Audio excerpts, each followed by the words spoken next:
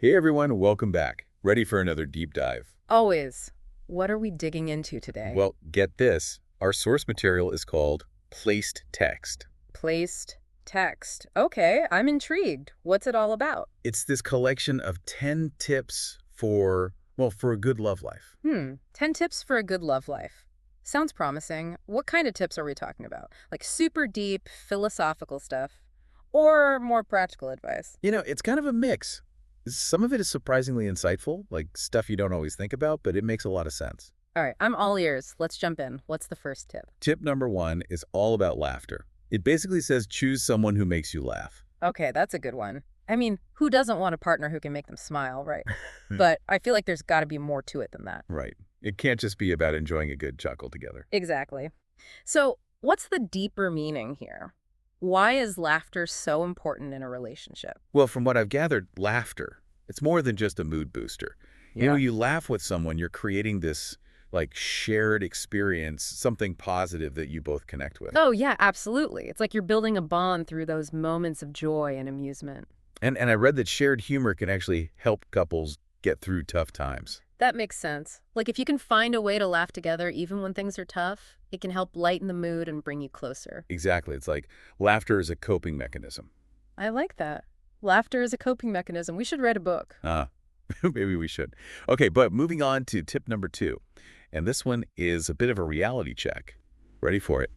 You can't change your partner. Ooh, that's a tough one, but so true. It is, isn't it? It's like no matter how much we might want to mold someone into our ideal partner, it's just not realistic. Nope. We got to accept people for who they are, flaws and all. Easier said than done, right?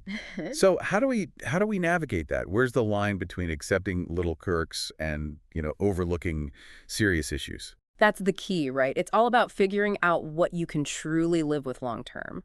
Is it just a minor annoyance, or is it something that goes against your core values? Right, like can you laugh about it together or is it a deal breaker? Exactly. And if you're finding yourself constantly trying to change your partner, well, that might be a sign that you're not with the right person. Okay, deep breaths, everyone. Deep breaths. Let's move on to tip number 3, which takes a slightly different approach.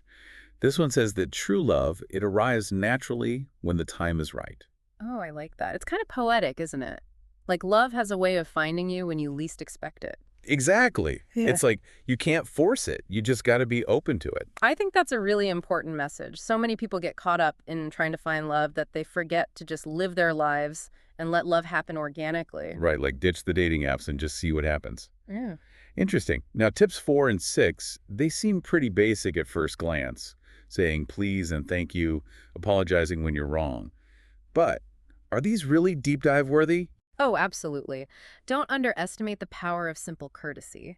It might seem small, but those little things go a long way in building respect and showing your partner that you value them. You're right. It's like those little things, they add up over time. They create a foundation of kindness and consideration. Exactly.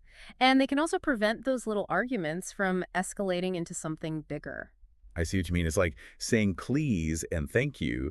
It's a way of acknowledging your partner's efforts and expressing gratitude. Exactly. And apologizing, well, that shows that you're willing to take responsibility for your actions and that you care about how your partner feels. So it's not just about being polite. It's about building a healthy dynamic in the relationship.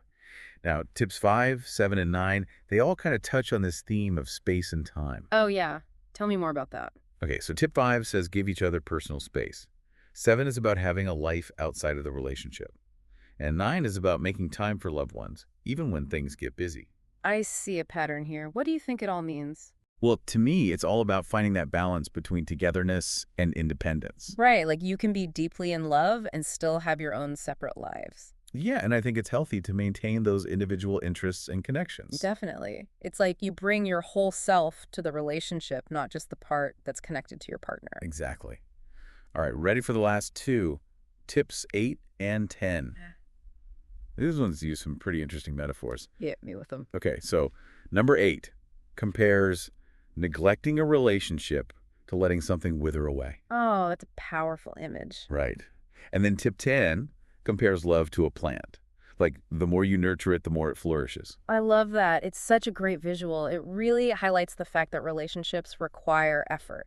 You got to put in the work to keep the love alive. Yeah, it's like love is not a one-time thing. It's an ongoing process of nurturing and care. Absolutely. Just like a plant needs sunlight and water, love needs attention, communication, and those little acts of kindness that we were talking about earlier. So we're all gardeners, tending to our own little love gardens. Exactly. We're responsible for creating a space where love can thrive. Love that. All right, well, that's all 10 tips from Place Text. Pretty insightful for a source with such a simple name, right? I know. I'm really impressed. We should track down whoever wrote that and have them on the show. Totally agree. But before we go, I want to leave you with this. Which of these tips resonated with you the most? And how can you apply it in your own life? Whether it's a romantic relationship, a friendship, or even just your relationship with yourself. A little laughter, acceptance, courtesy, and consistent nurturing can go a long way. Couldn't have said it better myself. Until next time, everyone. See you next time.